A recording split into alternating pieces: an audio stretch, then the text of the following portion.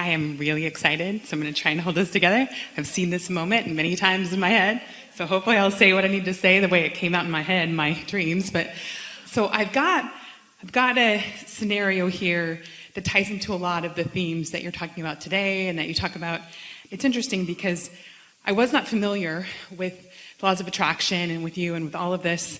I'd always really lived by those principles. I had a very traumatic childhood, had to be on my own at a young age, and I lived by these principles like, this is what I want, I'm going to go do it. So I went to a great college even though I was homeless with no money and kind of lived like that throughout my life. The last few years, I was dealing with really severe health issues, and as I said, I've been on my own for a long time. So we're going to let you go a little bit. There's okay. Lots of contradictory things coming on here. Yeah, I'm not even getting to what the actual scenario is. Why don't here. you just get to the good part? Okay, so we'll skip ahead here. And why? Why talk about things and activate them and put them in the way of the good things that are flowing now? For the sake of justifying. No point. Very good point. So skipping ahead, there is a musician whose work carried me through the last 2 decades, and I always knew one day I'd meet this person, and I was pretty much terrified for that to ever happen. Tremendous amount of resistance, and in the last few years when I was going through my own medical journey, which worked out wonderfully, I went into remission and figured out what doctor's missing. A long story that I'm skipping over. Not so much, but all right. Okay, so it's hard for me to boil down. It is hard not to drag it all forward and keep it active, but some of it you want to bring forward and some of it you don't. So just be discerning about what you bring forward. When we say get to the good part, we really mean that. Yeah. So we do want to hear from you, and everything that's happening here is beneficial, and we're appreciating every bit of it. Just want to say some things to those who are listening in, and mostly to you. So as you stand right here and now, as you be in this manifested moment, there's only one thing for you to consider in terms of happiness, which is success.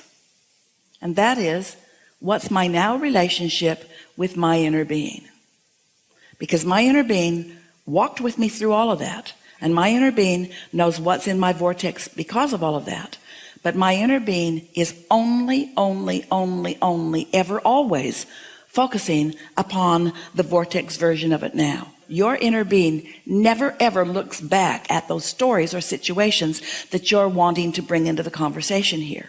Your inner being never looks back. Your inner being's only aware of where you are in relationship to what's in your vortex. And every thought that your inner being has and every impulse that your inner being offers is for you to feel the satisfying movement from where you are right here and now to where you're wanting to be. And while all of that added immeasurably to all of this, in other words, we're not discounting one miserable moment of anyone's life. All of that mattered a lot because it's what created the vortex, and it's what sets the contrast so that you can focus. We're not saying that you shouldn't do it, but just don't do it. Because every time you do it, you create some form of separation between you and who you are. And haven't even got to the good part. You weren't going to get there.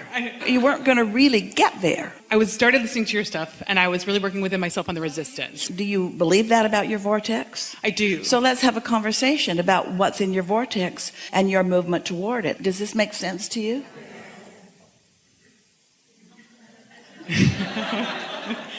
See, a lot of people, when we say that to them, for a little while, they don't have anything to talk about because they've been practicing this for so long. And this is the story. This is the story that explains this. But you don't have to explain this. This is great. And you don't have to explain anything about this. What we're interested in is this, meaning you right here and now. This in relationship to this. That's what rings our bells. That's what we want to ring your bells too. So out of everything you lived, you did so much asking. And Source did so much answering. And it's time for you to cash in the vibrational chips.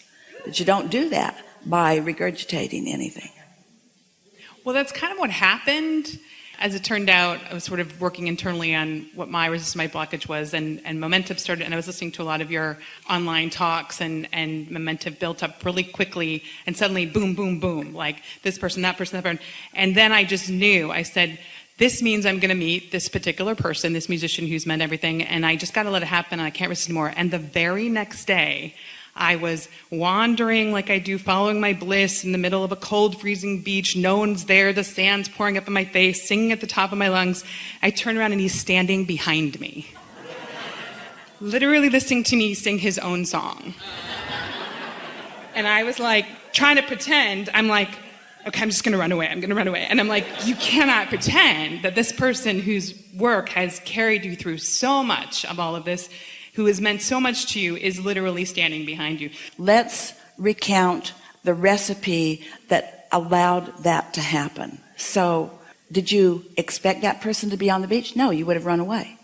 You were in the receiving mode. Your inner being, all along, your inner being has always known that you want that rendezvous and has said, go over there, come over here, come over here, come over here.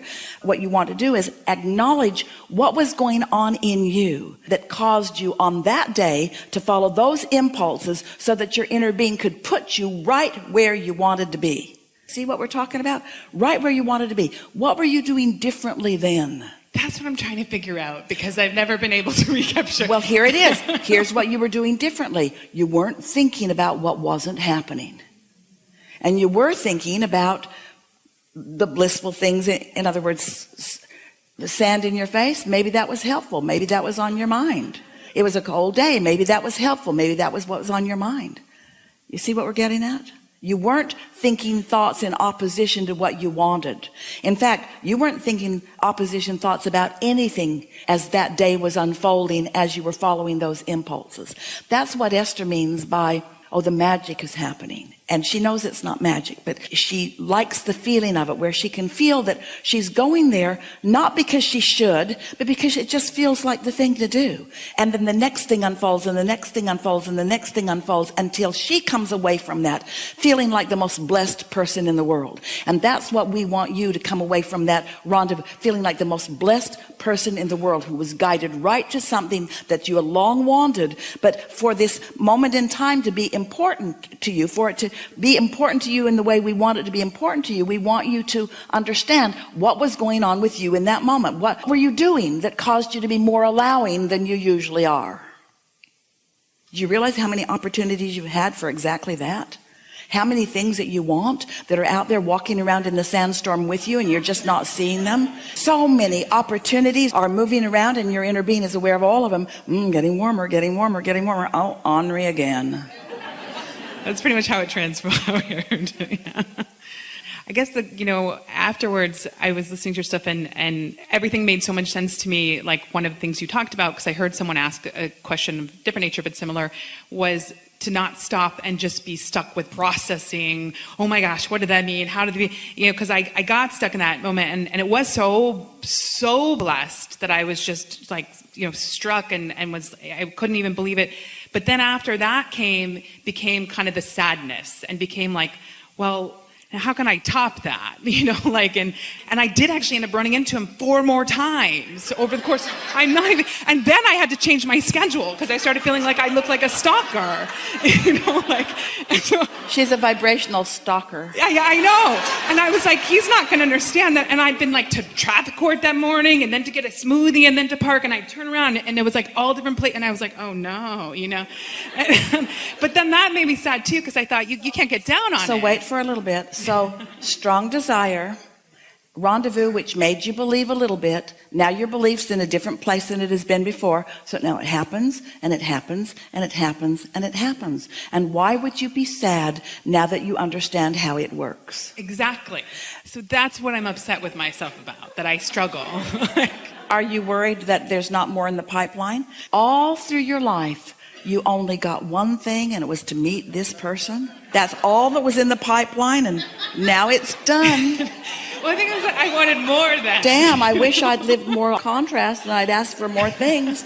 Now that I know the universe can give me anything that's in there, but that's the only thing that's in there, and now it happened. And so, of course it's not like that. There are all kinds of things in the pipeline. This is the thing that we want so much for all of you to hear. So we talked to you about the power and the value of meditation, the value of meditation, which is you get into the receptive mode. And when you're in the receptive mode, then you are consciously aware of the receiving of the impulse or the thought that then led to that. In other words, we could teach you meditation and promise you these things, but until you have actually wanted something that you allowed to be, you don't really know, because it's personal, isn't it? It's all really personal. Until it happens to you, you don't really get it. But once it happens to you, and that's why we wanted this opportunity to be of value for you, so that you don't talk yourself into thinking it was just chance or luck or stick-to-itiveness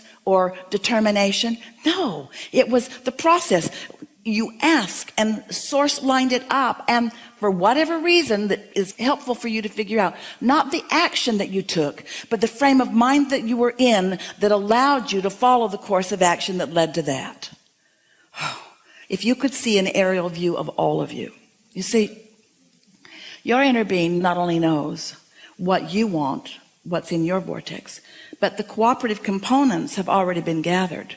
So the vibrational version of that artist was already in your vortex and had already vibrationally been rendezvousing with you over and over and over and over and over and over again. But you weren't allowing it to happen because it was far-fetched, or it was unbelievable, or it was too much to wish for, or because I'm not worthy enough, or because I'm not good enough at this deliberate creation thing. In other words, there's so many reasons that you use that even though you're spinning around in the sandstorm called the vortex, you're not allowing yourself to have this extraordinary experience that is right there under your nose, because you're not ready for it. And the reason you're not ready for it is because you're on some other disc than the high-flying disc. You're on the worried disc, or you're on the complaining disc, or you're on the justifying disc. You're on the trying to figure life out disc. You're on the thinking too hard disc. You gotta chill. That's why we speak to you in terms of step 1, step 2, step 3. The asking mode and the receiving mode are different modes. When you ask, that's when you're really thinking. When you're in the receiving mode, that's when you are receiving. Thinking and receiving are different things, but they sort of happen in your mind in such a way that you can't tell if you're thinking or receiving. Well, when you're asking, you're thinking. When you're chilled out, you're receiving. And then, see what happened to Esther in meditation. She received, and then she started thinking about it. And that's when your guidance system really comes in. Oh, I was receiving and it felt so good. And then I had that thought. I received that thought. I didn't think that thought. I didn't come up with that thought. I received that thought, that blessed, glorious thought. But then I thought about it from my point of view, and it wasn't so blessed. But I now know the difference.